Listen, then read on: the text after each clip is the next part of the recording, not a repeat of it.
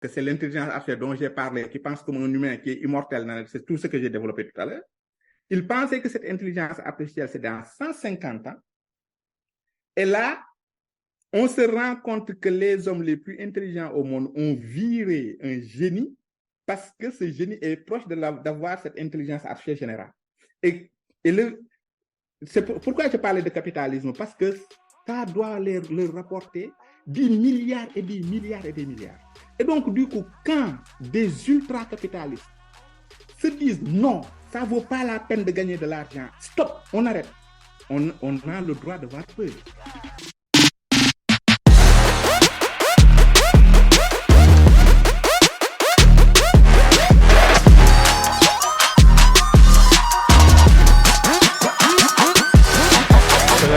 Bonsoir à tous et à toutes, j'espère que vous allez bien. Ici au boy Habib Sall, bienvenue pour un nouvel épisode du Cercle d'Influence Podcast, votre cercle qui s'inspire à inspirer avant d'expirer. Aujourd'hui les gars, nous recevons mon cher Maniaï Diallo, blogueur et observateur de la vie politique et sociale du Sénégal et ingénieur en génie civil. Maniaï, bienvenue au Cercle d'Influence Podcast. Merci beaucoup, je suis honoré de votre invitation. Je dis bonjour ou bonsoir à vos spectateurs. J'espère que tout va aller pour le mieux pour cette émission. Merci beaucoup. Le plaisir est partagé. C'est vraiment un grand honneur pour moi. Et je suis un grand fan de tout ce que vous faites. Pour les gens qui nous écoutent, est-ce que vous pouvez nous parler un petit peu de votre enfance et de votre parcours, un petit peu pour connaître les personnages avant d'entrer dans le vif du sujet? D'accord. Alors, l'enfance, c'est au Sénégal. Okay. Donc, une enfance classique, comme tous les Sénégalais. Études primaires à l'école Liberté 1, parce que j'habite je suis né et puis grandi à la CECAP Liberté 4. Mes dernières années scolaires au Sénégal, je les ai fait au CFPT Sénégal-Japon. Au CFPT Sénégal-Japon en automatique. Jusqu'à Bac+2. Après Bac+2, je suis allé continuer mes études en France parce que ce qui m'intéressait de mon côté, c'était la CAO, la conception assistée par ordinateur et le dessin assisté par ordinateur. Ah, ça c'est technique ça. Comment? Je disais que ça c'est technique. Oui. Et donc, du coup, c'est quelque chose c'était une vraie passion, hein. C'était une vraie passion depuis le lycée de La Fosse parce que j'ai eu un bac, à l'époque on disait T1. Alors, je ne sais pas si ça existe encore. Ok. Je ne sais pas. Je ne sais pas si ça existe encore. Donc, du coup, vraiment la technologie, mais surtout le dessin, la 3D, la CAO, c'est quelque chose qui m'a toujours plu. Et donc, du coup, à Bac+2, il n'y avait plus d'école au Sénégal qui proposait de continuer dans la CAO à un niveau expert, en fait. Ok. Et donc, du coup, c'est pour ça que j'ai essayé d'avoir des écoles en France, des universités. Et il y a une université en France qui m'a accepté. Et c'est là-bas que j'ai eu un titre d'ingénieur maître en conception et dessin assisté par ordinateur. À l'époque, ça s'appelait, c'était CAO-DAO, génie des systèmes industriels. Okay. Option génie civil. Et en fait, en faisant des stages, tout ça, donc j'ai fait mes stages chez FH France. Et à la fin de mes études, j'ai eu la chance d'être embauché directement, en fait. Ah, super. Une grande chance. Oui. Et donc, du coup, j'ai continué chez FH, donc ingénieur maître. Alors, au début, c'était ingénieur projeteur, donc dans le bâtiment. Puis, je suis passé chef de groupe, puis chef de service. Après cela, j'ai quitté FH pour aller dans une autre entreprise. Et dans cette entreprise-là, je me suis spécialisé en BIM, Building Information Modeling. Donc, c'est toujours dans ma passion, hein. Le Building Information Modeling, c'est quoi? C'est, disons aujourd'hui, mon métier, c'est d'essayer de concevoir un bâtiment virtuellement. Mais quand je dis concevoir, c'est vraiment mettre tous les corps de métier. C'est-à-dire, c'est pas juste faire de la 3D pour faire de la 3D. Okay. On fait de la 3D en mettant dedans tous les corps de métier, la plomberie, la CVS, tout ça. On fait on fait vraiment le bâtiment comme cela doit être fait sur chantier, mais surtout, dans chaque objet du bâtiment, on intègre une base de données assez costaud. Donc, du coup, le bâtiment a un potentiel énorme dans le temps, sur des siècles et des siècles. Ok. Donc, aujourd'hui, je suis directeur de la construction numérique de ce groupe-là, d'un grand groupe en France. Super. Et puis, du côté professionnel, voilà un très grand résumé ce que je fais. Mais Ouais. par contre, moi, j'ai toujours, pour moi, mon parcours ne se limite pas juste à ce que je fais au niveau professionnel. Oui. J'ai toujours eu un parcours parallèle qui est beaucoup lié à la vulgarisation. Oui. Ouais. Même au niveau professionnel, je donne des cours à l'université, etc., etc. C'est quelque chose aussi que j'aime, c'est donner de la science aux autres, c'est quelque chose que j'aime beaucoup. Mais j'ai toujours essayé parallèlement de faire quelque chose pour le Sénégal. C'est-à-dire que dès, par exemple, 2004 ou 2005, j'ai commencé à faire à faire des émissions scientifiques pour les enfants. Donc, du coup, c'est parce que j'ai voulu faire ça que je me suis forcé à connaître d'autres logiciels comme des logiciels de montage, des logiciels de FX, voilà. Et donc, du coup, de ce côté-là aussi, de ce parcours parallèle, qui je pense, moi, m'enrichit autant que mon parcours professionnel, de ce parcours parallèle aussi, c'est là qu'est venu tout ce que j'ai fait sur les réseaux sociaux depuis maintenant une quinzaine d'années. Bon, ces quelques dernières années, bon, je me suis beaucoup intéressé à la politique, mais ça ne m'empêche pas d'avoir, par exemple, sur TikTok, j'ai ma page sur TikTok qui est connue, mais c'est une page sur du potager. Oui, j'ai suivi une vidéo sur TikTok où vous Voilà. expliquez comment faire du potager et tout. Voilà. Donc C'était là, super. je fais des légumes, je suis un vrai paysan, j'essaie de comprendre comment ça marche l'agriculture et d'essayer de dire aux autres, voilà ce que j'ai fait, ça marche, ça marche pas, etc. Donc c'est toujours dans la vulgarisation. Non, mais Voilà. super, vous avez un très beau parcours. Et comme vous avez un peu expliqué, mais le fil conducteur qui revenait souvent sur tous les domaines, c'est le numérique en fait. Parce que quand vous parlez de la conception assistée par l'ordinateur ou par le BIM, l'éducation, le partage, les réseaux sociaux, tout ça, ça revient en fait sur cette révolution numérique. Et je voulais vous parler de ça parce que comme vous savez mieux que moi que il y a eu la révolution industrielle avec la découverte du charbon, l'invention de la machine à vapeur, ensuite la découverte du pétrole et tout ce qui vient après, que ce soit le secteur automobile, l'énergie, l'électricité, ainsi de suite. Et là, on est en fait dans le milieu d'une révolution qui est, je dirais, numérique, c'est l'Internet. Mais l'Internet est en train d'aller vers un autre niveau qu'on peut appeler l'intelligence artificielle ou l'Internet des objets ou augmentation virtuelle ou la réalité virtuelle, peu importe le nom. Et je peur que l'Afrique pourrait en fait rater cette révolution de la même manière qu'on a raté les deux précédentes révolutions que je viens, même les trois révolutions que je viens de citer. Donc, en tant qu'expert, quels sont les enjeux de la révolution numérique, que ce soit sur le plan formation, éducation, communication et partage? Alors, euh, moi, alors, pour continuer, à faire le lien avec le numérique, sachez qu'aujourd'hui, moi, je fais partie de la Fédération nationale des travaux publics en France Ah, super. et je suis dans la commission BIM et intelligence artificielle. Ok, ok. D'accord? Je ne suis pas expert dans l'intelligence artificielle. Je veux dire, je ne suis pas quelqu'un qui va programmer de l'intelligence Oui, oui, artificielle, oui. Mais vous connaissez les tenants et les aboutissants. mais je connais les tenants. Je ne connais pas non plus tous les tenants et les aboutissants, Ok, ok, mais j'en connais assez, en tout cas, pour m'inquiéter un peu. Alors, je vous propose de faire avec moi un exercice. ok. Vous êtes un Africain, je suis un Africain. Ouais. Donc, ce que je vous propose, c'est de vous délier de tout ce qu'on nous a appris. Parce que nous, quand on parle de révolution industrielle, on nous l'a toujours appris avec l'angle des Occidentaux. Oui. D'accord? La révolution industrielle, telle qu'on l'a appris, on nous a appris les Lumières, etc., etc. Donc, les révolutions industrielles ont été faites par les Occidentaux, donc ils l'ont rencontré sous leur angle. Oui. Moi, ce que je vous propose en tant qu'Africain, et pour ceux qui nous regardent aussi, c'est de prendre les révolutions industrielles et de les regarder pour une fois sous l'angle d'un Africain. Ça, c'est très important que nous le fassions ensemble.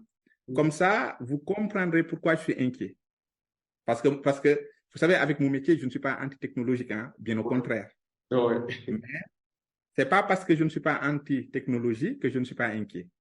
Mais si j'étais aujourd'hui un occidental, je ne serais pas si inquiet. Parce que je suis africain, je suis beaucoup plus inquiet. Alors, je vous explique. Toujours, maintenant, à partir de là, mettez-vous, hein, comme je disais, sous l'angle d'un Africain. Et vous essayez de comprendre les grandes avancées technologiques et l'impérialisme. D'accord?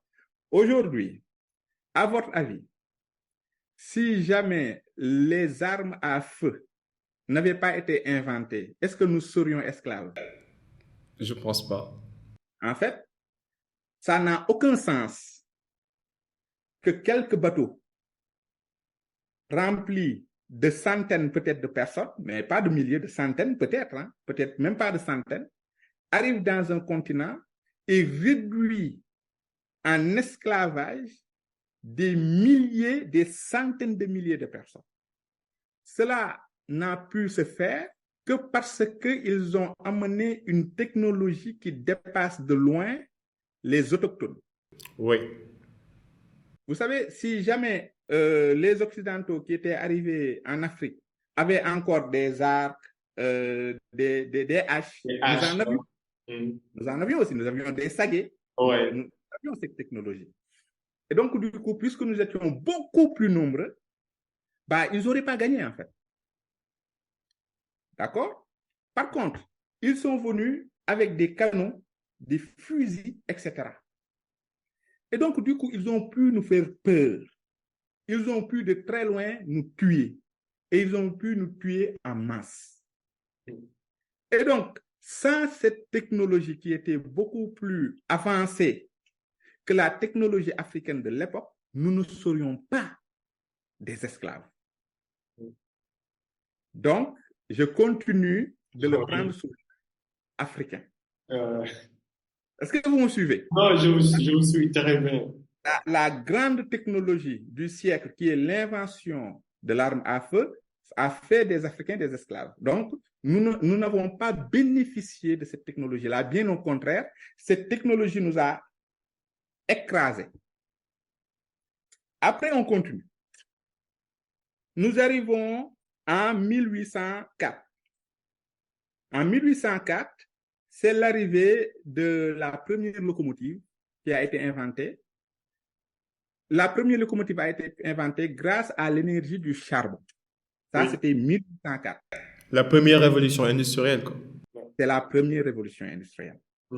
Donc, 1804, la première révolution industrielle. 1879, donc un peu plus de 50 ans plus tard. Là, je te parle de l'invention, c'est le début de la révolution. Donc, 50 ans plus tard, la révolution était à son summum. Donc, en 1879, qu'est-ce qui se passe? C'est la traité de Brazza-Makoko. C'est là que le Congo est devenu français. Vous voyez? Donc, tandis que l'Occident a une technologie qui change la vie des Occidentaux très rapidement, qui a pu leur faire voyager beaucoup plus loin, qui a pu leur faire faire des choses qui étaient 50 ans plus tôt impossibles, la première chose que les Africains ont eue, c'est de perdre nos terres. D'accord? Ça, c'était 1879. Ouais. Est-ce que vous vous rappelez de nos cours d'histoire, 1885, qu'est-ce qui s'est passé? La conférence de Berlin. Ouais. Et c'est là qu'on a divisé l'Afrique et où les Occidentaux ont dit, par le Sénégal, c'est à la France. Ouais. Attention, la Gambie, regarde. Est-ce que vous savez dans la légende pourquoi la Gambie et anglais? Vous le Non, savez? je ne sais pas, non. Parce que quand ils se sont partagés l'Afrique, la reine d'Angleterre de l'époque a dit, mais nous, on a rien, on n'a aucune terre en Afrique de l'Ouest. Et les Français lui ont dit, bah, on va vous On est couper capable, quoi. un terrain de chasse. Un terrain de chasse. Est-ce que vous vous imaginez qu'aujourd'hui, nous avons un peuple qui parle français, qui n'est pas notre langue, et dans ce peuple-là, il y a une toute petite partie qui parle anglais. Vous vous rendez compte de ça? Ouais. Et donc ça, c'est pour les Français, c'est grâce à la révolution industrielle. Pour les Africains, c'est à cause de la révolution industrielle, de la première révolution. Vous voyez? Après cela, on rentre dans la deuxième révolution industrielle. Okay. La deuxième révolution industrielle, c'est 18e siècle, début 18e siècle, jusqu'à jusqu'à mi-19e siècle. Ouais? L'arrivée de l'électricité, l'arrivée de l'industrialisation de la chimie, même jusqu'au téléphone. Oui. Les premiers téléphones. Les télécommunications. D'accord? Mais ça, quand un peuple a ce genre de technologie, il ne fait que s'expandre. Qu'est-ce que ça a eu comme effet chez nous, si on prend toujours, comme je vous l'ai dit, l'exercice de le regarder de notre côté? Apartheid, hein? Néocolonialisme, vous voyez, et tout ce qui a suivi avec, ils nous ont utilisés pour leur guerre, vous savez, etc., etc. C'est-à-dire qu'on sortait juste de l'esclavage pour rentrer dans un monde, dans l'exploitation. Dans un monde où nous sommes toujours exploités. Nous ne sommes plus esclaves parce que dans leur conscience à eux, ce n'était pas possible. Vous voyez? Mais nous sommes rentrés dans une autre manière où l'homme exploite l'homme, dans tous les cas. Mais c'est parce que les besoins technologiques et que nous n'étions pas dans le train. Et donc, du coup, c'est pour cela que nous avons continué à être écrasés. Donc là, je te montre, je suis en train de vous montrer avec vos spectateurs que l'invention de quelque chose qui a changé le monde, comme l'arme à feu a fait de nous des esclaves, la première révolution industrielle a fait de nous des colonisés, hein? Enfin, colonisés. On a perdu nos terres, quoi. Troisième révolution industrielle, donc apartheid, extra, mais c'était pour voler nos ressources. Ouais. Oui. Nous rentrons après dans la troisième révolution industrielle, qui est grossièrement, c'est plus fin que ça, mais je reste vraiment grossier pour aller loin. Grossièrement, c'est la révolution Internet. C'est l'arrivée de l'Internet, c'est l'arrivée du numérique qui commence à avoir beaucoup. Et son summum, c'est l'arrivée des GAFAM. Oui, les réseaux sociaux, les GAFAM, Facebook, Twitter. GAFAM, c'est Google, Apple, Facebook, Amazon et Microsoft. D'accord? L'arrivée des GAFAM. L'arrivée des GAFAM aujourd'hui, si jamais Google, imagine aujourd'hui, nous avons au Sénégal un président que tous les Sénégalais aiment, tout le monde veut qu'il gagne. Mais il a des idées que les Américains n'aiment pas. Il suffit qu'il y ait Google et Facebook, donc Meta et Google. Si Meta et Google décident que ce gars-là va être invisible, il sera invisible. Vous allez taper le nom du gars. Vous n'allez pas le voir. C'est aussi la politique de la censure aussi, cancel culture. Non, c'est différent. Cancel culture, c'est autre chose. Oui, je suis d'accord, mais ça revient un peu à la même logique. Là, c'est pire. Non, là, c'est pire. Parce que cancel culture, c'est quoi? C'est quelqu'un qui dit quelque chose que tu n'aimes pas et puis tu es sur les réseaux, tu l'attaques, tu attaques tout ce qu'il aime. Non. Là, je suis en train de vous parler d'invisibilité. OK. Imaginez aujourd'hui, vous, Serigne Modou Sall, vous voulez être président du Sénégal, Facebook n'est pas d'accord, Meta n'est pas d'accord. On va taper Serigne Modou Sall. Rien ne va sortir. Personne ne va le trouver. Oui, rien du tout. D'accord? Vous allez créer votre site Internet. Personne ne va jamais trouver le site Internet. Vous allez sur Google, personne ne vous trouvera. Vous allez sur WhatsApp, personne ne vous trouvera. Vous allez sur, comment il s'appelle? Instagram. Rien du tout. Ouais. D'accord? Ouais. Aujourd'hui, les GAFAM, s'ils veulent, s'ils choisissent un président africain, c'est ce président qui gagnera. Que tu le veuilles ou pas. C'est-à-dire que même si tu es l'homme le plus intelligent, le plus pertinent au monde, on ne te voit pas. Et quand on ne te voit pas, on ne te connaît pas. On ne te connaît pas. Pareil, s'ils avaient des intérêts au Sénégal, où il y a un gars le plus idiot des idiots qui lui dit, moi, je vais faire tout ce que vous voulez, ce gars-là, aujourd'hui, avec leur algorithme, ils peuvent le faire gagner au Sénégal. Ouais. Et ça, c'est dangereux. C'est pour ça que les pays plus intelligents, comme la Chine ou la Russie, créent leur propre GAFAM. Vous savez, vous allez en Chine, mais vous allez en Chine, vous croyez que vous allez connaître les Google, tout ça? Non. Tous les GAFAM, ils les ont créés. C'est parti jusqu'à ce que, par exemple, l'Amazon aujourd'hui de la Chine qui avait commencé avec AliExpress, tout ça, à un moment est presque devenu plus puissant que Amazon. Ouais. En fait, c'est ça, c'est parce que la Chine connaît les dangers. Du fait qu'il y ait des... Parce que, qu'on le veuille ou pas, ces plateformes-là, c'est des plateformes d'information.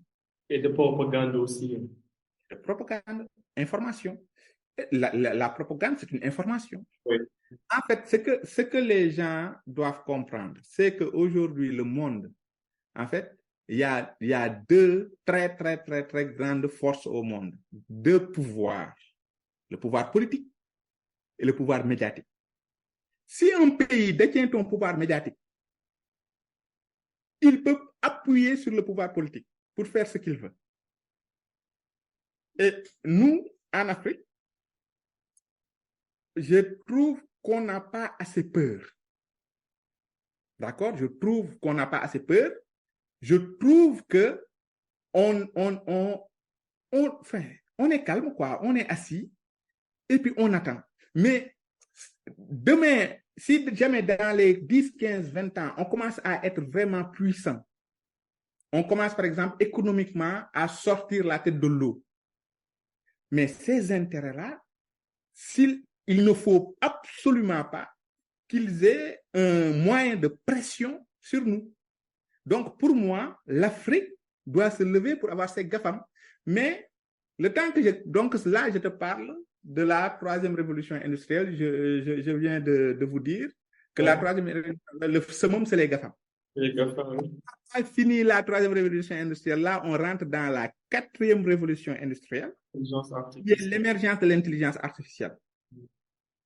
Et si je vous disais que l'intelligence artificielle, les hommes les plus intelligents au monde qui ont créé les GAFAM, les Bill Gates, Mark Zuckerberg, comment ils s'appellent encore?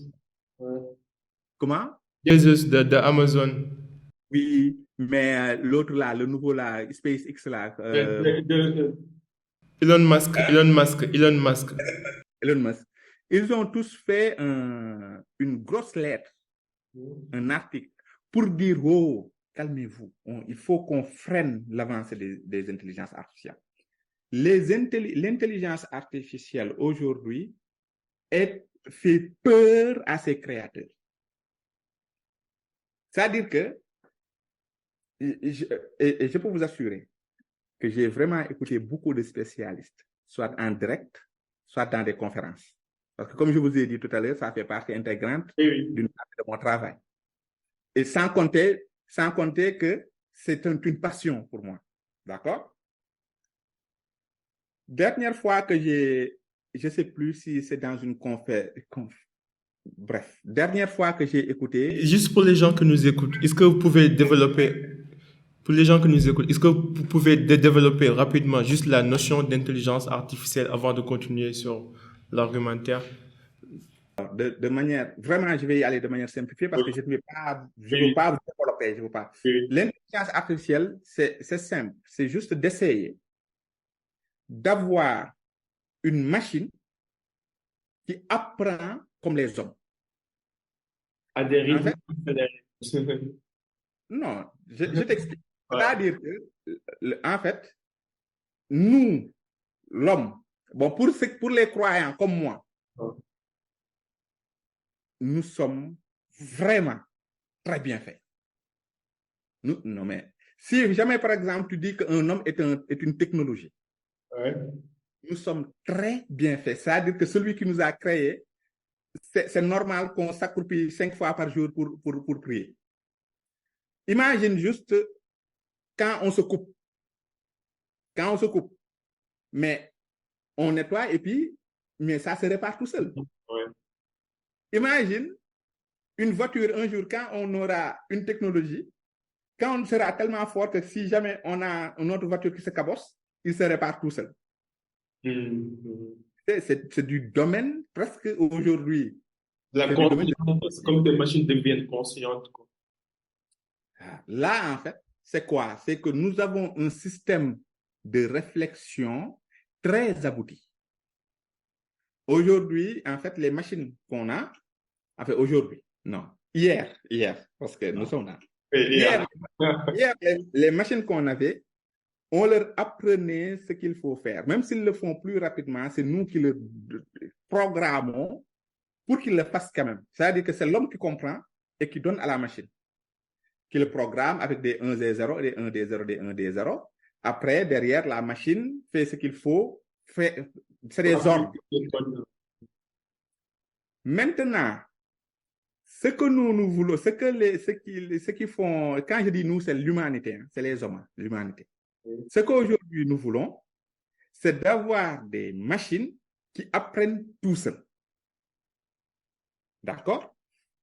Le problème de ça, c'est que si, par exemple, moi j'apprends tout seul, on est bien d'accord. Oui. J'ai des connaissances que vous n'avez pas, et vice-versa.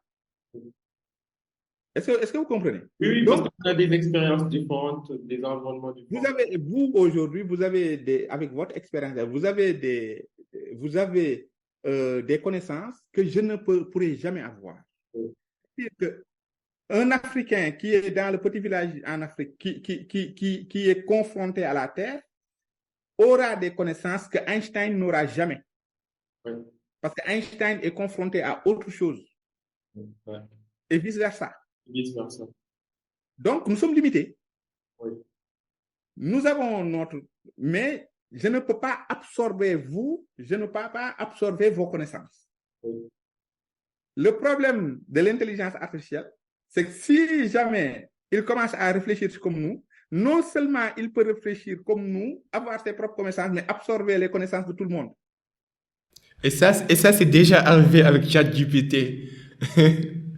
ChatGPT, aujourd'hui, tu lui poses n'importe quelle question. N'importe quelle question, il va aller chercher les meilleures informations et faire une compilation. ChatGPT 4, ça t'explose le cerveau. Gemini qui vient de sortir, ça explose le cerveau. D'accord? Parce que, et je vais vous dire aussi autre chose. Nous sommes immortels. Oui, parce que nos pensées restent. Nous sommes mortels, excuse-moi. Nous, quand on va mourir, il y aura toujours une déperdition. Même si on écrit, même si on met des livres, tu ne peux pas mettre tout dans un livre. Okay.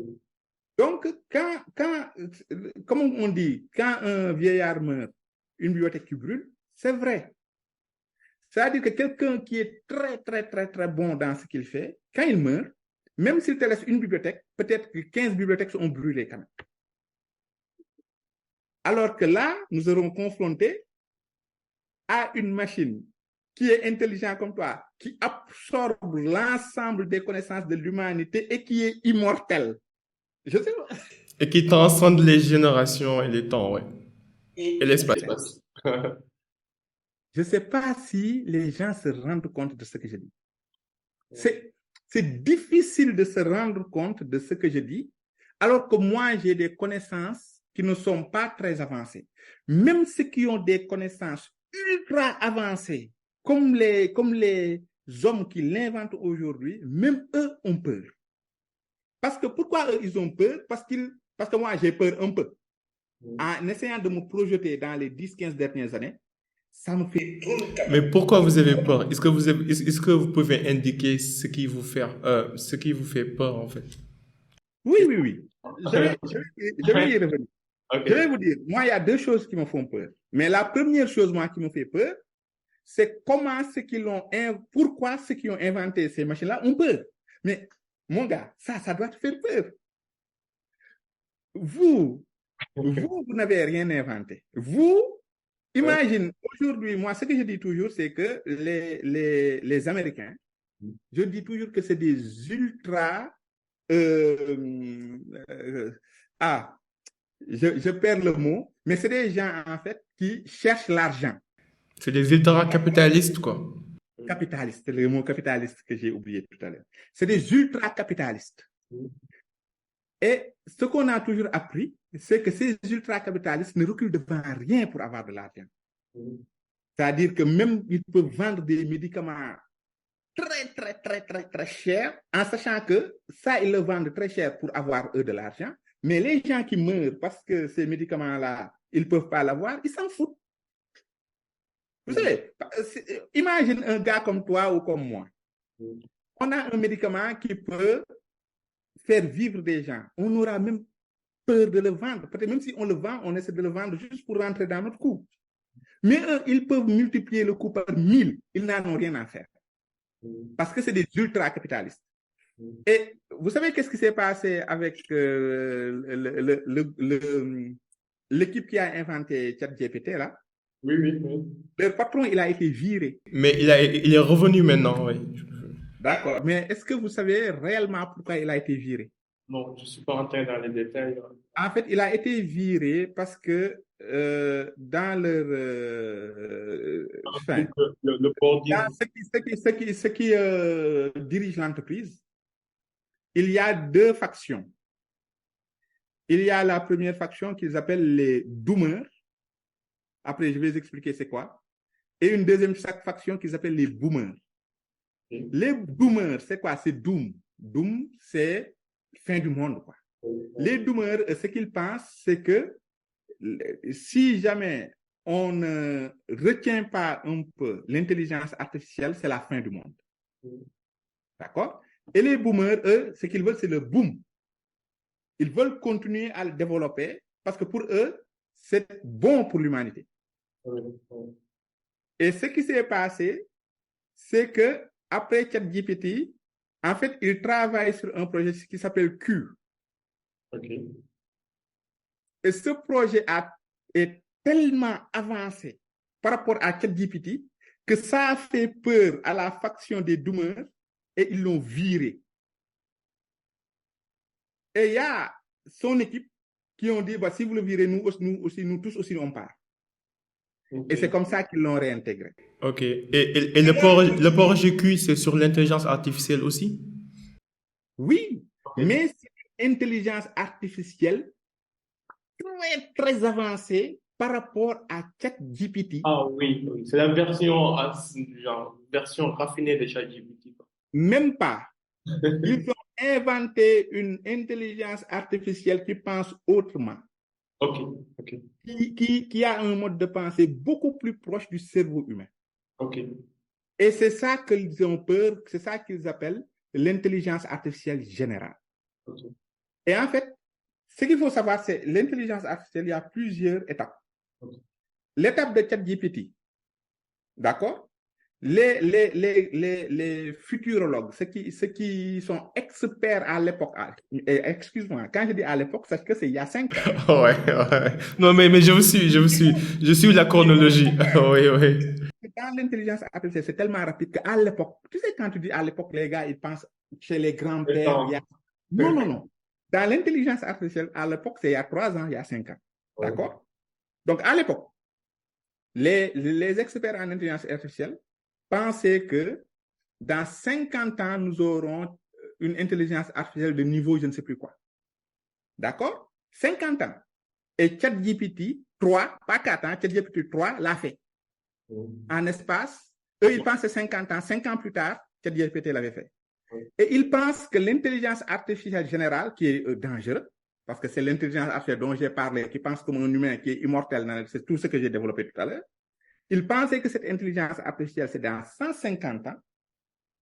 Et là, on se rend compte que les hommes les plus intelligents au monde ont viré un génie parce que ce génie est proche d'avoir cette intelligence artificielle générale. Et c'est pourquoi je parlais de capitalisme, parce que ça doit leur rapporter des milliards et des milliards et des milliards. Et donc, du coup, quand des ultra-capitalistes se disent non, ça ne vaut pas la peine de gagner de l'argent, stop, on arrête. On a le droit d'avoir peur. Ok, est-ce que je peux faire l'avocat du diable? Non, en fait, je comprends bien ce que vous dites et je suis d'accord avec vous sur presque tous les points. Mais par exemple, de la même manière que le pétrole, par exemple, est-ce que vous avez regardé le film de Oppenheimer qui explique un petit peu et détaille la biographie du scientifique Oppenheimer qui a créé un peu l'énergie quantique et qui a travaillé sur le projet de développement de la bombe nucléaire que l'Amérique a utilisé contre Hiroshima et Nagasaki.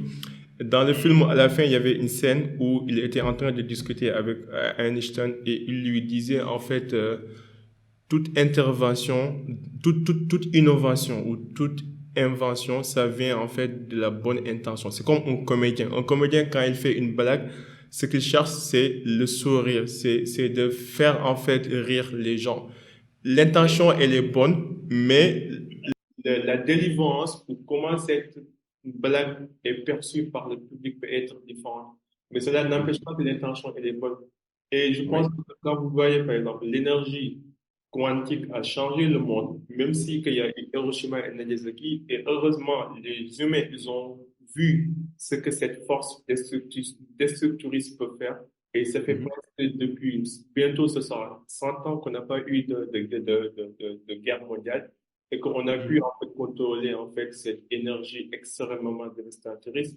Et là, je pense qu'avec de bonnes réglementations et de bonnes délimitations sur le plan intelligence artificielle, c'est vrai que pour l'instant, il n'y a pas de réglementation. Il y a un vide et c'est vraiment un concours et une compétition vers en fait le capitalisme, comme vous avez dit. Mais est-ce que si on met les bons verrous et qu'on joue en fait nos cartes qu'on a de la plus belle des manières, est-ce qu'on peut arriver à ce qu'on appelle un accomplissement de soi, tout le monde et pour l'humanité de manière générale? Alors, c'est bien que vous ayez commencé par Oppenheimer. Pourquoi? Parce que j'avais commencé la phrase, après, je ne sais pas, j'ai perdu le fil, mais dans une des conférences que j'ai regardées, que j'ai vues, l'expert qui parlait de l'intelligence artificielle a exactement pris cet exemple. Ok. D'accord? Alors, par contre, je vais vous dire pourquoi il a pris cet exemple. Ok. Parce que la question, c'était, est-ce que pour lui, l'intelligence artificielle aurait un impact comme le nucléaire, en fait, comme l'énergie nucléaire, la bombe H? L'expert disait que, en réalité, de ce qu'il pense, c'est que l'intelligence artificielle aura un impact sur l'humanité plus grand que l'arrivée de l'électricité. Ah ouais. Que donc la deuxième révolution industrielle dont j'ai parlé tout à l'heure. Pour eux, ça va être quelque chose de ce du jamais vu. Mais il dit, la bombe nucléaire, on pouvait l'arrêter. C'est-à-dire que la bombe nucléaire, c'était un projet avec des scientifiques extrêmement forts, mais qui étaient tous ensemble et qui travaillent tous ensemble dans un secret jamais vu. Absolument. Et donc, du coup, il fallait, si jamais il y avait un seul scientifique qui, à un moment, a dit non, là, c'est trop dangereux, je lâche, la bombe nucléaire n'existerait plus. Et le gars, il disait que Oppenheimer, était un manager c'était un grand scientifique, mais surtout un très bon manager, qui a pu manager l'ensemble de ces scientifiques-là pour qu'ils donnent le meilleur possible. Et donc, il dit, la bombe nucléaire, ça existait, mais on pouvait l'arrêter. Il suffisait juste qu'un gars dise, non, j'en veux plus. Mais pour l'intelligence artificielle, c'est trop tard, c'est impossible de l'arrêter. Parce qu'il y a des développements partout dans le monde. D'accord? Maintenant, le problème dont vous parlez, le problème, est-ce que nous pouvons légiférer, etc., etc. Dans le monde actuel, je te dis, J'écoute. si jamais, dans le monde actuel, non, vous le savez bien. Parce qu'aujourd'hui, il y a de personnes, les Chinois ne vont pas laisser les Américains aller plus qu'eux. Vice-versa. Les Chinois ne vont jamais laisser les Américains continuer l'intelligence artificielle sans essayer de faire pareil. Les Russes, pareil. Les X, les Y, pareil. Après, l'Europe va essayer. Vous savez? Et le problème de la légifération, c'est que quand on légifère, la légifération dans l'histoire de l'humanité, c'est quelque chose qui ralentit toujours, qui bloque toujours les scientifiques. Je vous donne un exemple de légifération. Quand on a commencé à parler de clonage, vous savez, ça, en réalité, le clonage, c'est tellement bizarre que les gens, ils n'osent pas encore, de ce que je sais, attention, de ce que je sais, on n'a pas encore cloné des humains. Ok. Mais si on regarde la légifération sur le clonage, c'est beaucoup plus strict, par exemple, en Europe qu'en Chine. D'accord? Aux États-Unis, c'est beaucoup plus permissif. Aux États-Unis, aujourd'hui, vous pouvez payer des gens qui vous clonent votre chien parce que votre chien vous manque et on vous donne le même chien. Oui, oui. Vous voyez ce que je veux dire? Oui. Chaque pays met le clonage en soi. Il y a des problèmes de conscience qui se posent, mais on n'a pas encore vu de danger. Alors que l'intelligence artificielle, c'est une course. Quand il y a une course, vous ne pouvez pas légiférer. Parce qu'aujourd'hui, le monde n'est pas un monde où tout le monde... On n'a pas un président mondial. On ne peut pas légiférer. Par contre, si on continue sur la bombe atomique, la légifération est arrivée après Nagasaki, après Hiroshima, et donc après qu'on l'ait subi. Donc aujourd'hui, à votre avis, si on prend l'histoire humaine, est-ce qu'on va légiférer sur l'intelligence artificielle avant de l'avoir subi? C'est vrai que les humains, ils sont fous, quoi. Ils n'apprennent jamais de l'histoire. Ça, c'est vrai. On est très... Et donc, du coup, le problème de l'intelligence artificielle, c'est que c'est tellement puissant que quand on le subira la première fois, on ne sait pas ce que sera. Est-ce que le subir, est-ce que c'est... Parce que Hiroshima et Nagasaki, on l'a subi. Bon, les Japonais l'ont subi. Oui. Mais nous, les Africains...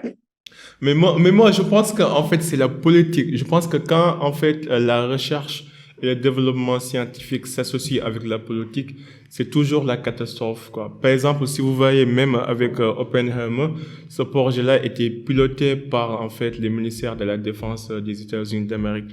Et je pense que aussi, quand vous voyez les GAFA, vous avez vu ce qui s'est passé avec Cambridge Analytica en 2014, avant juste les élections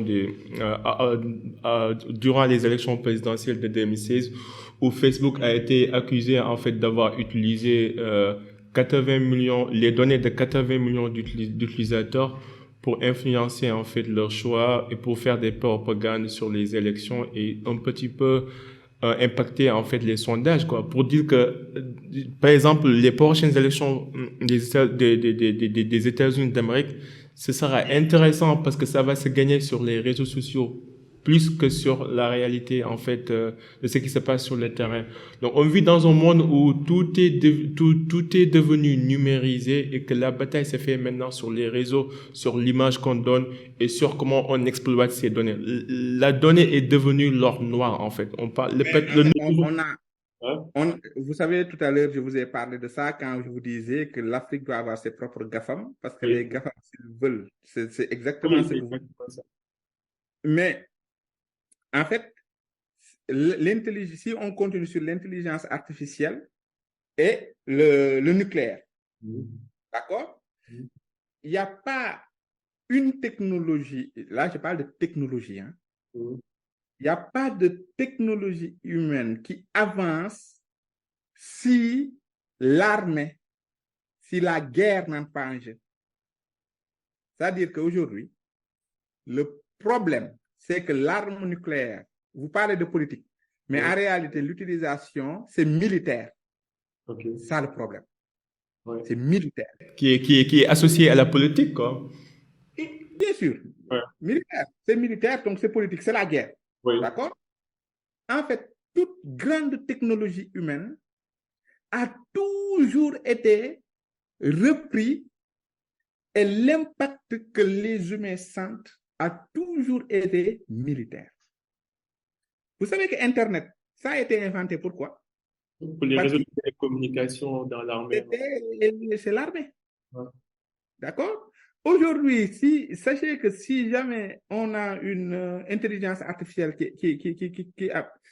Vous avez entendu que les cibles israéliennes aujourd'hui sur Gaza, ces cibles sont données avec une intelligence artificielle. Ouais. Vous le savez? Oui, si. Ouais. C'est comme ça. En fait, un moment, il faut sortir du carcan. Oui, nous les... Non, il faut vraiment voir la réalité de l'humanité en face. La réalité de l'humanité, c'est utiliser les technologies, les grandes technologies, pour réduire une partie de l'humanité, pour écraser une partie de l'humanité. C'est là maintenant que je reviens maintenant à notre sujet sur l'Afrique. Ok. Qu'est-ce qu'on peut faire? Qu'est-ce que l'Afrique peut faire? L'Afrique. Avant de dire ce que l'Afrique peut faire, est-ce que vous avez bien compris? J'ai bien compris. Si on rate cette 4e révolution industrielle, le risque, c'est d'avoir les mêmes conséquences que la 1re, la 2e et la 3e. Et je vous ai prouvé que les conséquences sur l'Afrique de la 1re, 2e et 3e révolution industrielle, c'était une conséquence désastreuse.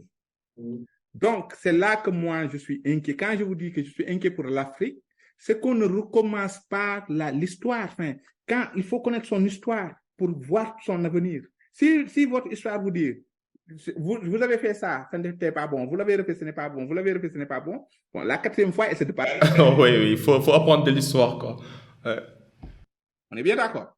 C'est là maintenant qu'on va rentrer dans ce que vous voulez, c'est les solutions. Oui, les solutions. Qu'est-ce qu'on peut faire?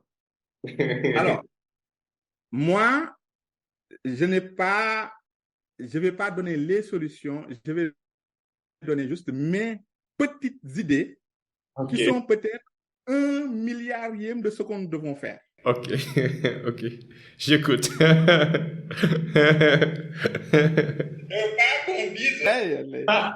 solutions pour l'Afrique, non. Vous êtes en train de vous sauver là.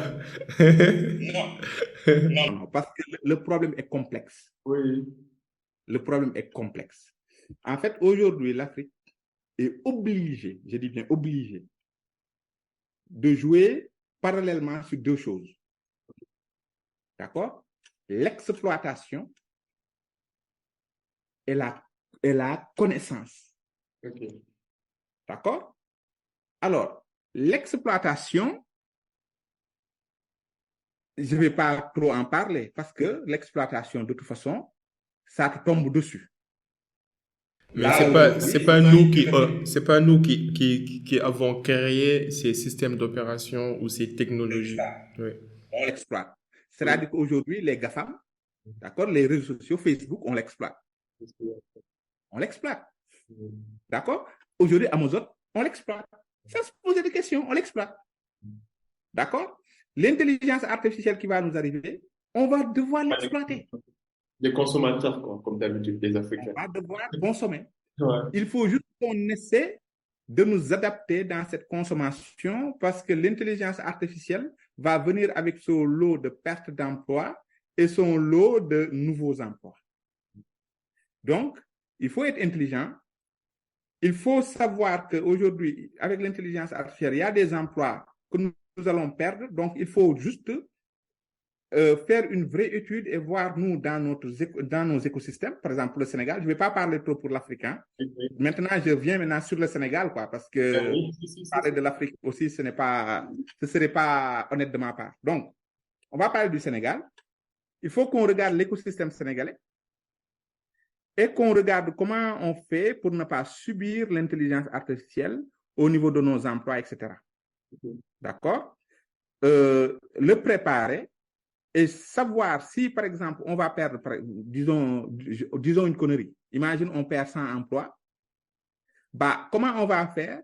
Au lieu de juste perdre 100 emplois et de rester là-bas à pleurer, on regarde si on perd 100 emplois, comment on peut, avec la même technologie, créer 1000 emplois. D'accord? Mais là, il faut poser des structures, il faut le penser, le poser. Par exemple, la dernière fois, j'avais fait une petite conférence sur les métiers en ligne. Pour moi, par exemple, les métiers en ligne, mais c'est un potentiel de centaines de milliers d'emplois. Et je ne suis pas en train de divaguer. Hein. C'est-à-dire que les métiers en ligne aujourd'hui, ça fait de telle sorte qu'il n'y ait plus de frontières. Les Sénégalais parlent très bien français, à part moi. Non, vous parlez bien français. Non, mais attendez. Moi, vous savez, je commence à avoir quand même une page Facebook connue. Mais vous ne rendez pas compte le nombre de personnes qui m'écrivent, qui me corrigent. OK. Les gens me corrigent. Je n'ai pas dit qu'ils me le corrigent méchamment, hein? Pas du tout. Hein? Je comprends. Mais je reçois très. Par exemple, surtout quand je fais une faute énorme. Mais en l'espace de 5 minutes, j'ai 20 messages qui me disent, Monsieur Diallo, vite, corrigez, là, vous avez fait une connerie. J'en fais aussi, on n'est pas parfait. Ouais. En fait, les gens m'écrivent parce que les gens apprécient ce que j'écris et ont peur que mes fautes fassent que certains ne vont pas réellement entendre ce que je dis, mais vont se focaliser sur la faute. Donc, les gens ont peur et à chaque fois, ils m'écrivent en me disant, Monsieur Diallo, faites attention quand même. Là, vous avez dit ça, mais c'est pas comme ça. Là, c'est eux, c'est pas, tu vois. Et donc, du coup, ça, c'est à mon niveau. Mais avec ça que je me suis rendu compte qu'en fait, les Sénégalais ont un niveau de maîtrise, de connaissance, d'expertise exceptionnelle. Quoi. C'est très bien, quoi. C'est incroyable. Et donc, ces Sénégalais-là, imaginez aujourd'hui les métiers avec l'intelligence artificielle, les métiers aujourd'hui, pas avec l'intelligence artificielle, mais les métiers en ligne, de correction de texte. Vous savez?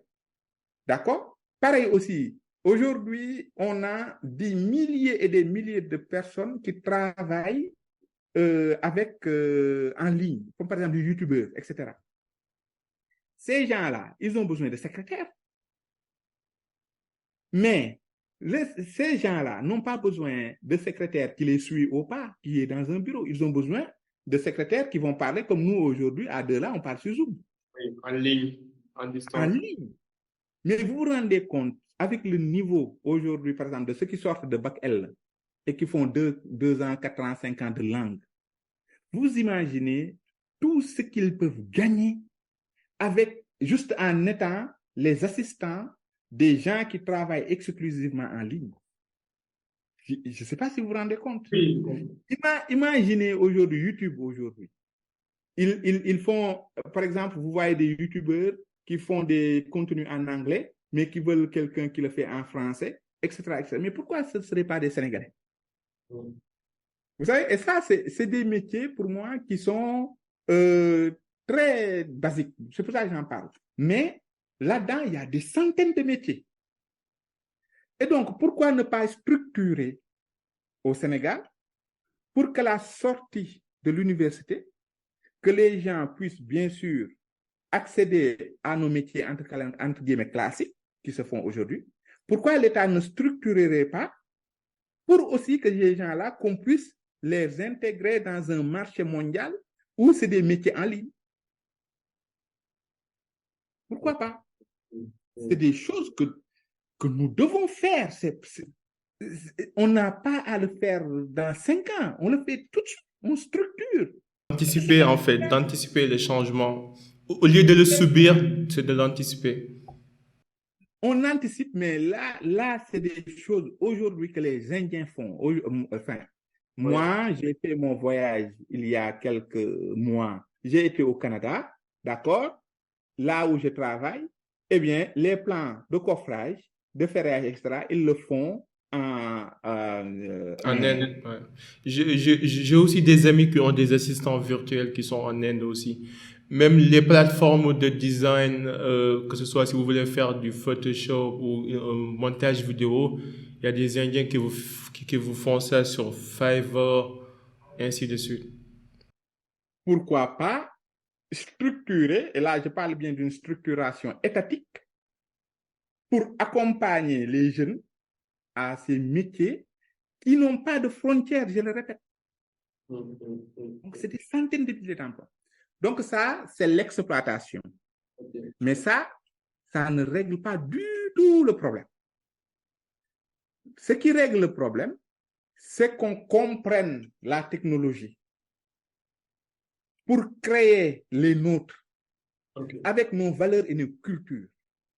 Parce que vous savez, l'intelligence artificielle, je ne sais pas si vous avez vu la vidéo où je parlais en français, en anglais, en chinois, en machin, je ne sais pas si vous l'avez vu. Oui, j'ai vu une partie. Est-ce qu'il y avait Wolof dedans? Non. Donc, nous partons dans une technologie où vous parlez facilement dans toutes les langues, mais il n'y a aucune langue africaine.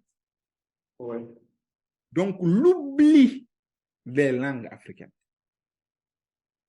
Et tu sais pourquoi il n'y a pas aucune langue africaine? Il ne faut pas qu'on soit là à dire... Parce que c'est pas rentable, hein. Les blancs. Oui. Non. Question d'économie.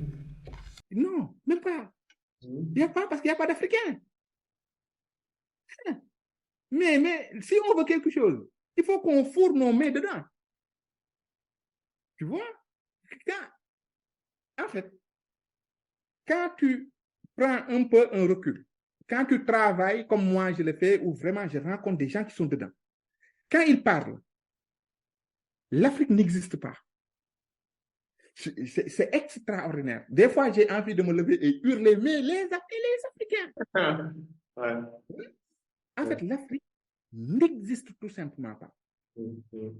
Et donc, du coup, demain, si on veut une intelligence artificielle qui traduit directement dans nos langues, mais il faut que nous le créons. Il ne faut pas qu'on soit là à dire, les gens, vous ne le créez pas parce que vous êtes raciste. Mais non. Il faut qu'on le crée.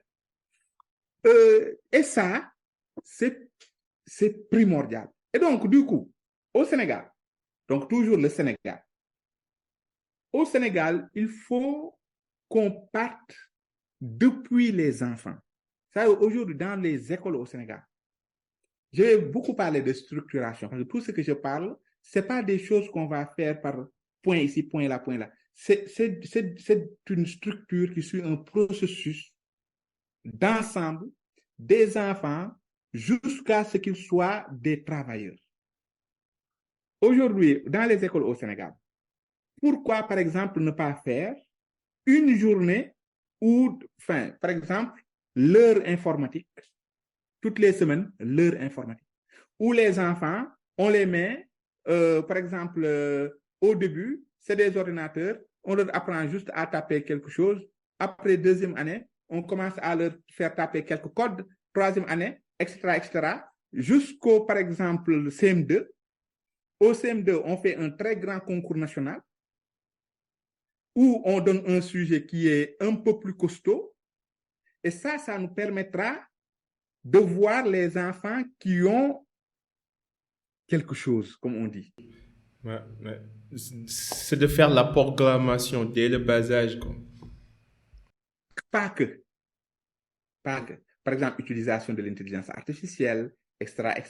Mais ça permet, du genre en CM2, avec un concours, par exemple, national, on sort dans ce concours national 100 petits Sénégalais de toutes les régions du Sénégal qui sont très bons. parce qu'ils ont le truc. Et ces 100 petits Sénégalais, parallèlement qu'ils continuent les études secondaires, on les suit un peu mieux que les autres. On continue avec eux. Quand ils seront au bac, il faut structurer dans ce cas-là pour commencer à avoir des écoles qui vont très loin dans l'informatique, extra. Mais ces 100 petits Sénégalais, peut-être qu'au bac, ils ne seront plus 100. Peut-être que les 80 ont lâché l'affaire parce qu'il y a autre chose qui les intéresse. Mais peut-être qu'il y en a 20 qui continuent dans ce truc. Mais ces 20-là, ça signifie qu'ils l'ont commencé en 6e primaire. Ces 20-là qui vont sortir, chaque année on en a 20, chaque année qu'on en a 20. Mais c'est là que tu crées des gens qui sont exceptionnels. Et c'est là que tu crées des Bill Gates, des Elon Musk, etc., etc. Là, je vous parle de l'informatique, mais pas que. Hein. Oui, mais en fait, pour juste confirmer, oui, allez-y. Dans le domaine aujourd'hui, nous sommes tellement en retard. Nous sommes tellement en retard que nous ne pouvons plus nous permettre d'attendre. Nous ne pouvons plus nous permettre de dire, ouais, le gars, maintenant, il a bac plus 5. Qu'est-ce qu'on va faire? Tu vas faire du bac plus 1, tu vas faire informatique. Non. C'est-à-dire, il faut qu'on voit dans le long terme. Imaginez qu'on commence la chose dont j'ai parlé là. On le commence, par exemple, en 2025. D'accord? Imagine juste 2025. La scolarité d'un enfant de 6e jusqu'en terminale, c'est combien d'années? Je ne sais pas. Hein? C'est pas 12 ans, oui. Je pense que c'est 12 ans, ouais. Il y a 6 ans, un peu 3 ans. Ça fait 4, oui, c'est 12 ans, 11 ans, oui. Quelque chose comme ça. Donc, imagine 12 ans d'études. C'est que 12 ans dans la vie sénégalaise. C'est que 12 ans dans notre histoire. C'est rien. Donc, les 12 ans plus 5 ans, allez, disons que 20 ans plus tard ou 25 ans plus tard, nous avons nos premiers très, très grands informaticiens. Vous savez? Donc, quand on parle d'un pays, il ne faut pas regarder sur 5 ans. Il faut regarder sur 25 ans, sur 50 ans. Si, par exemple, vous prenez un peu l'histoire de la Corée du Nord ou de la Chine, c'est là que tu te rends compte que nous n'avons pas le choix. Il faut aujourd'hui qu'on pose des bases, mais des bases sur 25 ans. Et je ne vous parle même pas parallèlement de tout ce qu'on doit faire pour la sécurité informatique, pour l'armée, etc. C'est énorme. Et donc, du coup, dans tout ça, il faut qu'on accepte d'avoir des programmes qui transcendent la politique. Il faut qu'on ait des programmes, par exemple, sur 25 ans, mais chaque président de la République qui va arriver et qui va surtout partir doit faire accepter au président de la République qui arrive qu'on peut se chamailler sur ceci, cela, mais ça n'y touche pas. Expliquer à ce président-là qu'est-ce qu'on a, qu'est-ce qu'on veut dans 50 ans, et ce président pourra prendre ce dossier-là, le remettre à son prochain président, qui va remettre à son prochain. C'est pour cela que je parlais d'une continuité de l'État, mais dans la science. En fait, si tu nous entends au Sénégal, quand on parle toujours de continuité de l'État, tu l'entends souvent. Oui. En fait, cette continuité de l'État, la science n'en fait pas partie. Oui, c'est juste les partis politiques et leurs intérêts. Quoi. Ils vont parler de continuité d'État, je ne sais pas, peut-être pour l'armée, des trucs comme ça, ce qui est très normal. Hein. Je ne dis pas qu'il ne faut pas le faire, il faut continuer. Par contre, nous ne pouvons pas nous développer dans ce genre de choses sans une continuité d'État dans la science. Il nous faut des scientifiques qui commencent calmement. Quand on met quelqu'un sur un programme, on ne le met pas parce que c'est un politicien. Comme ça, quand un nouveau président arrive, on ne va pas le virer manu militari pour encore remettre quelqu'un d'autre, etc., et que les choses après qu'on oublie même. Non, ouais. Non, je vois que c'est un sujet super intéressant et on peut en parler. Mais juste pour confirmer ce que vous dites, que en Afrique, puis surtout au Sénégal, on n'a pas un problème d'intelligence parce qu'on a su en fait s'adapter par rapport aux différentes applications, aux différentes technologies. Par exemple, moi, j'ai vu ici au Sénégal des mécaniciens qui n'ont jamais fait les bancs et qui savent en fait réparer tout type de panne dans un véhicule alors qu'ils n'ont pas fait des études de génie mécanique. En même temps, vous avez vu aussi comment, par exemple, l'application Wave a pu en fait s'inspirer des erreurs de Wari pour simplifier le processus en fait du genre le parcours client de transfert et d'envoi d'argent. Ça veut dire que, et même maintenant, WhatsApp, avant, il n'y avait pas cette option de message vocal. Mais maintenant, même ma mère analphabète qui habite au fin fond de quelque part et arrive à l'utiliser. Donc, je pense qu'avec la bonne langue, avec la bonne formation, avec les bons outils, on y arrivera. Mais ma dernière question, c'est, j'imagine que vous avez des enfants et que vous avez vu comment le monde a changé ces dernières années. Est-ce que vous êtes optimiste par rapport à l'avenir? Et si vous devez donner des conseils à votre héritage ou à la prochaine génération ou à cette génération qui grandit, quels conseils donneriez-vous quoi, rapidement avant qu'on boucle? Ouais. Alors, en tout cas, avant les conseils, j'allais oublier Ok. pour l'Afrique. Pour l'Afrique. Ok. En réalité, tout à l'heure, vous savez, je vous ai dit que je parlais pour le Sénégal. Ouais. D'accord. Mais aujourd'hui, une souveraineté numérique, aujourd'hui en Afrique, aucun pays africain, en fait, n'a je parle de l'Afrique subsaharienne. Hein. L'Afrique Maghreb, je ne connais pas bien. Mais l'Afrique subsaharienne aujourd'hui, il n'y a aucun pays aujourd'hui qui peut, dans son coin, créer sa souveraineté numérique. Tu sais, avoir ses GAFAM, etc., comme j'ai dit tout à l'heure. Donc, là aussi, c'est un chantier. Hein. Je pense qu'il faut, sur les sujets scientifiques, il faut que l'Afrique crée une union.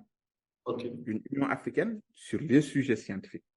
Qui, comme je vous l'ai dit, qui est un peu, et même un peu beaucoup peut-être, indépendant des politiques intérieures.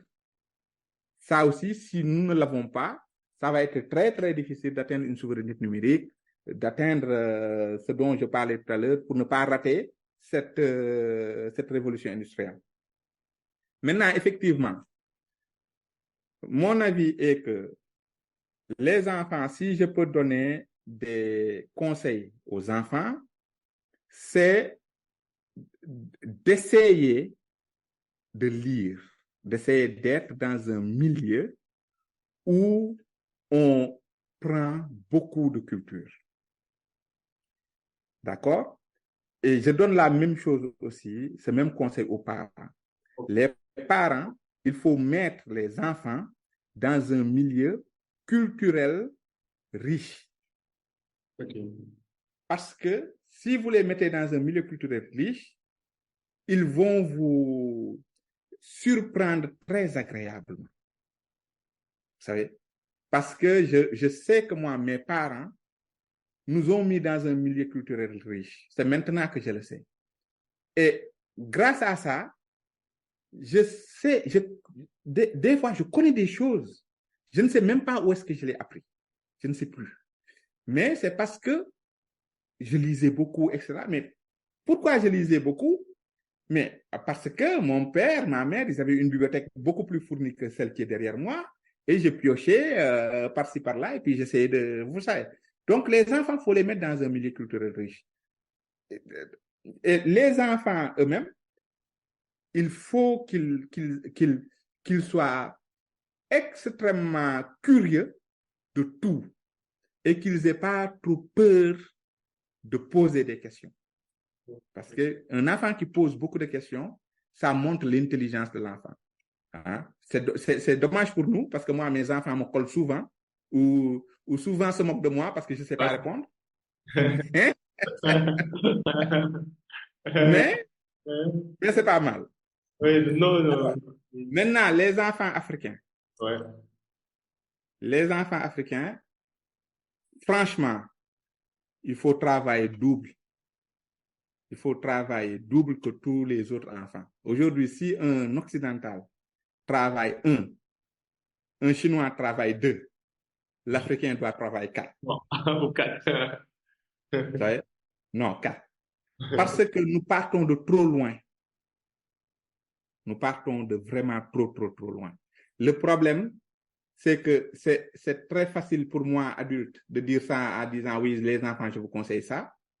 Alors que aujourd'hui, nous, adultes, nous n'avons pas créé les structures pour que les enfants puissent travailler 4.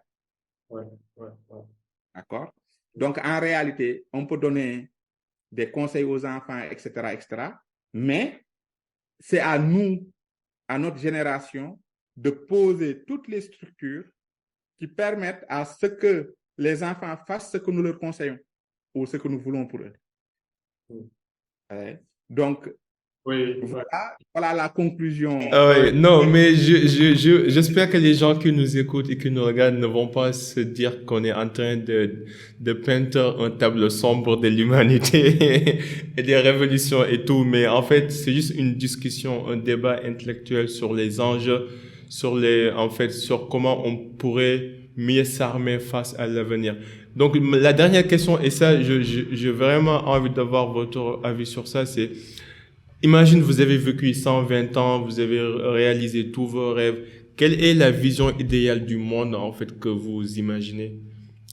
C'est vrai qu'on a parlé un petit peu de pourquoi vous avez peur de cette révolution numérique en cours et qu'est-ce qui peut ne pas marcher et tout. Mais pour terminer dans de bonnes notes et sur des plans positifs. Non, en réalité, mais je ne suis pas négatif. Oui, non, je suis d'accord. Je ne suis pas nihiliste. Pourquoi? Parce que, quand même, j'ai essayé de donner quelques petites solutions pour nous en sortir. Donc, ce qui signifie que j'ai de l'espoir. Oui. J'ai de l'espoir. Okay. Par contre, je vais vous dire quelque chose. Moi, j'aime bien notre monde. Ouais. Pareil aussi. J'aime bien ce monde. Ce que je n'aime pas beaucoup, ce sont les guerres.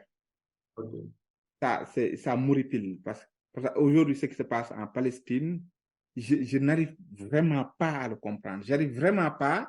J'essaie. Mais je n'arrive pas à comprendre des humains qui massacrent des humains. C'est très difficile à comprendre pour moi. Des fois, je me dis, comment je peux haïr des gens comme ça? Je ne comprends pas, j'ai du mal, mais c'est grâce à la paix qu'on a au Sénégal depuis très longtemps. Donc, alhamdoulilah, d'accord? Mais le monde, avec les Noirs, les Blancs, les Chinois, les X, les Y, nous tous différents, et qui faisons n'importe quoi de ce monde selon nos différences, j'aime beaucoup ça. Si jamais, je me dis toujours que si jamais on se disait oui, ce monde-là, tout le monde est comme ça, ou tout le monde, ce serait naze, ce serait pas savoureux. C'est la différence qui fait la beauté. C'est ça, dans chaque plat, quand on a un plat, vous savez, on ne va pas faire un plat même si le thieboudiène est très bon, ouais, on ne va pas mettre que le riz rouge et puis on le mange. Il faut qu'on mette dedans le poisson, il faut qu'on mette dedans le légume, et de temps en temps même, il faut mettre un peu de piment.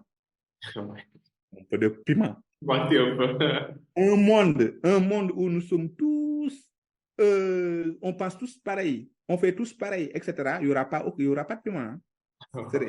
Est-ce que vous... Il n'y aura pas la magie, il n'y aura pas l'art, il n'y aura pas d'invention. Non, moi j'aime bien aller dans d'autres pays et me rendre compte. J'ai fait quelques voyages. Dernière fois, j'ai été en Irlande.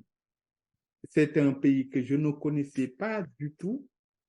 Mais aujourd'hui, on me dit, Mandiaye, tu vas en Irlande pour quelques années. Je ne dirais pas non. Okay. J'ai beaucoup aimé les gens là, comment ils pensent. Vous savez? Et donc, du coup, pour moi, c'est ça qui fait un peu la saveur. Voilà. Par contre, vivre 120 ans, par contre, je ne sais pas si ça m'intéresse. Je vois. Mandiaye, en tout cas, franchement, j'ai beaucoup appris de cet échange.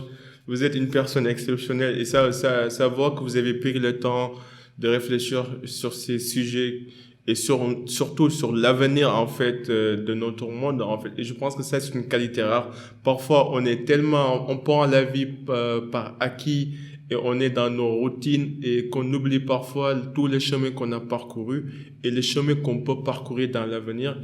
Et je pense que dans cette discussion, vous avez parlé du passé, du présent et de l'avenir, et ça donne une photographie en fait macroscopique de cette potentialité africaine et surtout de l'être humain quoi, de manière générale. Et franchement, pour ça, je te remercie. Pour les gens qui nous écoutent, est-ce que tu peux nous dire comment ils peuvent entrer en contact avec vous? Est-ce que vous avez des projets ou des trucs à partager? Alors, moi, c'est simple. Moi, je réponds à tous ceux qui m'écrivent sur Facebook.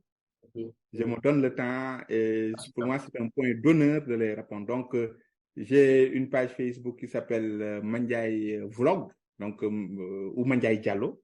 Ouais, mon nom de toute façon est écrit normalement, donc Mandiaye Diallo. Donc, j'ai une page Facebook et si vous êtes abonné sur ma page Facebook, les gens qui m'écrivent en message privé, je réponds. Je réponds toujours. Même si ça peut me prendre des fois 2 jours, 3 avant de répondre, je finis par répondre parce que c'est un point important pour moi. J'ai des projets dont je ne peux pas parler pour le moment. Super. Par contre, des choses qui sont publiques dans ma vie, comme mon combat politique. Moi, en fait, ce que je vous ai dit tout à l'heure, c'était que ce que j'aimais, c'est la vulgarisation. D'accord? Et en fait, ma page Facebook, c'est vraiment une page de vulgarisation. Mon combat aujourd'hui, c'est que les Sénégalais s'intéressent plus au programme des politiciens, d'accord, aux polémiques qu'on a, comme d'habitude, qui ne servent à rien pour le Sénégal. Je veux que les Sénégalais, à un moment, essaient de voir réellement ces gens-là, qu'est-ce qu'ils nous proposent, d'accord? Parallèlement à ça, je suis très taquin sur ma page. Oui. Donc, j'écris des choses qui ne plaisent pas à beaucoup de monde. Et c'est la beauté des choses. Qui ne plaisent pas à beaucoup de monde. Donc, il faut me suivre sur ma page parce que c'est une page très intéressante. Et j'ai la chance aussi d'avoir une communauté, comme on dit, hein, c'est-à-dire les gens qui me suivent. La chance que j'ai, c'est que j'ai beaucoup de gens qui me suivent extrêmement intelligents et qui font des commentaires très intelligents, même s'ils ne sont pas d'accord avec moi. Des fois, ils font des commentaires, c'est vraiment des commentaires intelligents, et donc c'est pas mal de suivre ma page.